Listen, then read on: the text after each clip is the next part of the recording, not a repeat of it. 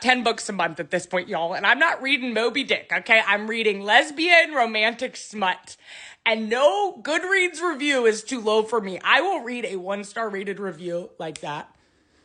Immediate buy, immediate read. And because of that, I have read some really horrifying books. I've read some really bad books. I'm talking books with maybe up to 200 typos. But I've also read some hidden gems. Some books that people rated so low, or maybe the cover made me think this is going to be a nightmare, and it wasn't. And I wanted to share some of those books with you today.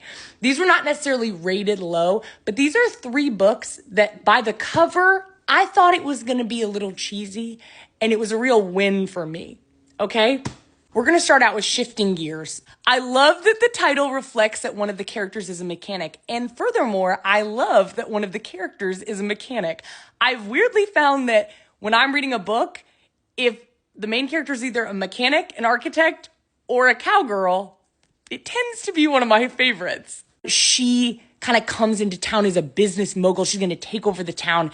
And this small town architect with massive triceps changes her mind. The Ride of Her Life. This, I feel like, is a pretty well-known book in the lesbian book community. And can I be honest, Jennifer Dugan, who I've read all of your books at this point, you're one of my favorites.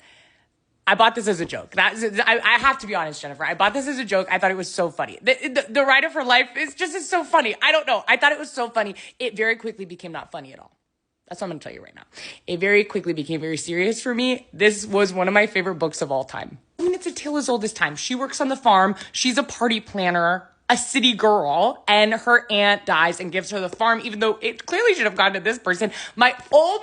This was 5 stars to me. The only reason I might have docked points is because the main character's name was Shani, and for some reason I didn't like that. Sweet Home Alibaban Park. This was one of my favorite reads of the year, and I loved it because I love when an author just forgets what reality even is.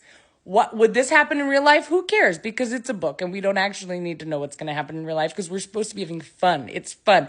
It's okay that it makes no sense that this American woman would suddenly be the Duchess of an estate in England. We don't need to talk about the details of that. It's just fun. Also, mother, muff your ears. These sex scenes in this are incredible. Because I read so many books of this genre, I have read, thousands of sex scenes. And honestly, I've read thousands of the same sex scene over and over and over again because most of them are not that different. This book, you guys, this has what I'm looking for. These are my 3 books. Once again, no, not that the covers are bad. The covers are